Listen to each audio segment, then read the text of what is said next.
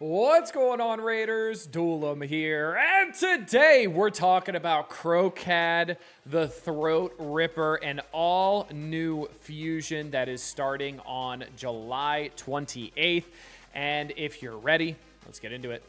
But first, make sure you're clicking that download link or scanning the QR code to get Karato Fox Hunter. The second you start the game, an amazing legendary nuker. At level 10, you're going to be getting Tagore, an amazing epic support character. At level 20, you're going to be getting Fane, who's got some incredible turn meter steal, as well as some pretty crazy damage. And then at level 30, you're going to be getting Vergus, who's a defense-based champion, to help keep your other characters alive. And then, this is super important, day number 1 within the first 24 hours of making your Raid Shadow Legends account. Type in promo code Monkey King to get Sun Wukong, one of the best free legendaries they have ever given. And if you're on iOS, make sure you're clicking a different link in the description to type in any promo code.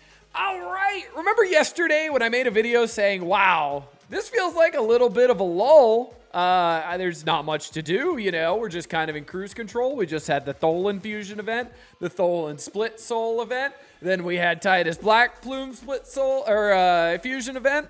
Well, yeah, this is the same day that I recorded that. Crocad the Throat Ripper, another fusion coming literally in a few days, so this is going to be the companion champion to Packmaster Shayak, and we also have his kit here, so we're going to break down his kit as well, because I don't know it, so I want to learn, and if you guys were not around back in 2024, you guys can learn as well. So he is going to be a fusion fragment fusion from this month. Obviously, he's going to excel in Hydra. Like, his entire kit is Hydra based, which is interesting because he still only gets a 4.5 star in Hydra, but you'll see his entire kit is Hydra centered. So book value 8 out of 10. Book priority A2, A3. Increase ally attack in all battles by 30% is going to be the aura. So the A1 Hound Tyrant attacks all enemies. This attack deals single target damage to each target individually rather than AoE damage, and will ignore reflect damage buffs, pain link debuffs, and ally protection buffs. So right off rip, this is really nice because it's acting like it's single target damage instead of AoE damage. So things like Perfect Veil, I can't remember which set reduces AoE damage as well. Might be like Righteous or something. No, I don't think Righteous sounds right. But reducing AoE damage, that's not going to be the case here because this is technically a single hitter. But it does attack all enemies, so attacking all 4 heads of Hydra. Obviously ignoring reflect damage, pain link, and ally protection, which is all part of Hydra. This attack also deals double damage when counterattacking if Packmaster Shyrock is on the team. That's going to be the companion champion we're also going to talk about here. The A2, Festering Jaw, 4-turn cooldown, book down to a 3-turn cooldown. Attacks all enemies, places an extra hit on enemies under 2 or more debuffs, has a 75% chance booked up to 100 of placing a leech debuff, and a 25% chance booked up to a 50% chance weaken debuff for 2 turns. Those debuffs cannot be resisted if Packmaster Shayak is on the team, which is really nice because then you don't have to worry about the books as much on the A2 here, because then it's just damage. Now, I know it is a cooldown reduction at level 6, but it does make it a little bit less of a book priority because you don't have to worry about getting that buff debuff chance up because they can't be resisted, which is nice.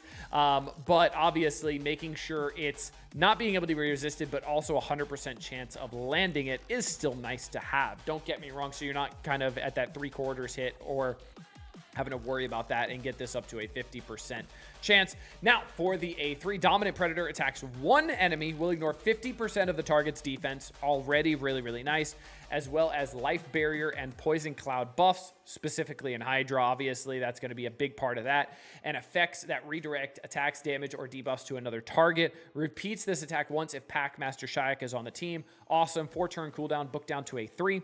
Now, Primal Ambition increases this champion's attack by 5% when killing an enemy or decapitating a Hydra head. Stacks up to 25%, which is really nice. increases this champion's attack by 10% when killing an enemy or decapitating a Hydra head. Instead, if Packmaster Shayak is on the team, stacks up to 50%. Instantly activates Dominant Predator, which is the A3 skill against a Hydra head when an ally is consumed by that head if Packmaster Shayak is on the team. And remember, if Packmaster Shayak is on the team as well, this will double hit. So this is an immediate double hit on the Hydra head when it's consuming one of your allies. So pretty awesome there. He's obviously a big damage dealer. Nature's Wrath or Crushing Rend if you're at 5 or 6 Awakened. And then we're going to be talking about, obviously, for damage dealers, crit rate, crit damage, speed, attack percent.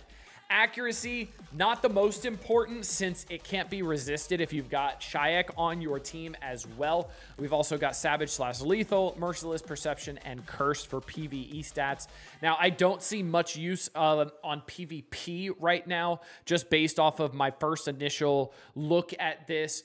It does not look like PvP is going to be his bread and butter unless you're really early game and you just need a character who is who you're going to be building up for Hydra anyway. Then yeah, absolutely. Now, the companion character, Packmaster Shayak, let's go over him. He is a Force 3.5 as well. Obviously going to be very good in Hydra, 4.5 in Hydra as well, which is going to be the main place you're going to use him. You can also use them in Faction Wars together as well, because they're both going to be part of the Orcs. So that can definitely be helpful because it's not tied to just Hydra, all of the interactions of them being used together, which is really, really nice. So could absolutely use them in Faction Wars, maybe even Faction Wars Hard. I'm probably speaking out of turn because I have no idea how hard Faction Wars Hard is. And I know there's a lot of very specific challenges you have to do for that, but let me know if that's a potential as well, because Faction Wars, probably going to be pretty good. So increased ally speed in all battles is going to be the aura. Pretty good aura. Nothing wrong with that, especially in Faction Wars. This is going to be pretty ballpark standard. Deacon also has this, obviously. Book value, 8 out of 10. A2 and A3 book priority. So the A1 kill command attacks one enemy, has a 50% chance of placing a 60% decreased debuff for 2 turns. Then teams up with an ally Terror Beast, Goremass, Hound Spawns, Hellfangs, Fellhounds, and Stitch Beasts to attack. The allies joining the attack will use their default skill. Awesome. This gets a little bit more damage as well, but this is not that great. The buff debuff chance does go up to 70%, which is great. So that definitely helps out a lot. And on an A1, that's not bad to have. A2 Pack Alpha, 5-turn cooldown, book down to a 3-turn cooldown. Only cooldowns on this book as well, which I really love to see. Removes all debuffs from this champion, heals them by 50% of their max HP, so a massive heal. Then places a shield buff on this champion for 2 turns. The value of the shield is equal to any surplus heal, so if you're over healing, like this 50% max heal, and you only really needed 10% max HP, then guess what? 40% of that's going to a shield, so it's not being wasted, which is great. The shield buff cannot be removed, stolen, or transferred to at least 1 Terror Beast, Goremask, Hound Spawn, Hellfang, Fellhound, or Stitched Beast is on the same team. Obviously, we're going to have Crocad, the Throat Ripper, on there. Finally, places a taunt buff and a 30% reflect damage buff on this champion for 2 turns. These buffs cannot be removed, stolen, or transferred if at least 1 Terror Beast, Goremask, all the people here. There's a lot of them there. This is really, really nice. I really, really like this, especially the reflect damage, the shield that can't be removed, the taunt as well. Absolutely amazing. The big heal and anything of the heal is not wasted because it just goes to a shield, which absolutely amazing on a 3-turn cooldown. Nothing wrong with that at all. I really like that. A3 Blood Howl, 4-turn cooldown, book down to a 3-turn cooldown, fills the turn meter of all allies by 25%. Immediately, amazing. I love filling turn meter. Also has an 80% chance of placing a block buffs debuff that goes up to 100% on all enemies for 2 turns. This debuff cannot be resisted if one of the Terror Beast, Goremask, Hound Spawn, Hellfang, Fellhound, or Stitch Beast is on the same team. And then this is going to be for 2 turns, book down to a 3-turn cooldown. So really, really good. I really like that. Nothing wrong with that at all. That's a really good ability. Now, for the passive, we hunt as 1. One attack places a Hex debuff on the attacker for 1 turn.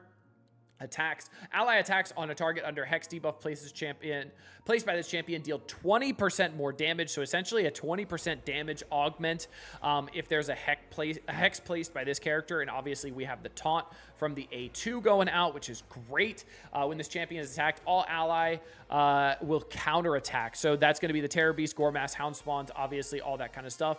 And remember, that's going to be the A1 from the fusion that we talked about. I don't know why my voice got so high, but it did. And it's going to be attacking everybody, which is kind of great.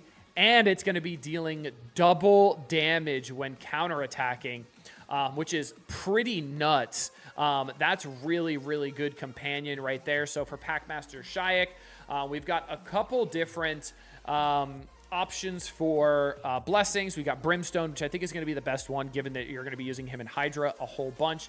Then we just need speed, obviously, accuracy, obviously, to land that decreased defense, as well as those hexes and all that kind of stuff. HP percent, obviously, 50% max HP heal on the A2. Defense percent, pretty much survivability. We got perception for speed and accuracy, regeneration for a little bit more healing, retaliation as well, nothing wrong with that, and then reflex to lower those cooldowns. Very, very nice. Again, for PvP, I don't see too much use PvP-wise for this duo here. I think this is going to be mainly Hydra. So this is going to be very, very interesting. These kits are very, very cool. I hope there is something for people who started after this fusion, because my understanding he's a fusion as well. And I hope there's something to be able to unlock him. Even though we missed the fusion back in the day, because I am one of those people that missed it. So I'm really hoping that there's something to unlock him, because without Packmaster Shayak, I kind of look at the new fusion and I go, he's cool, but he's not awesome without Packmaster Shayak, right? So if I don't have him, I don't know if this is really worth going for. And maybe that's an entire video to talk about later, but the kits do look pretty awesome. I'm pretty stoked for this. I know a lot of people in the community were really, really excited for this to finally come out, to get the Packmaster companion champion. So I know people are really excited for it. But hey, Plarium, listen to me. Another fusion coming out in a couple days. So hope you guys got the resources for it. Hope it's not too bad. Until next time, this has been Duelim. Later, Raiders.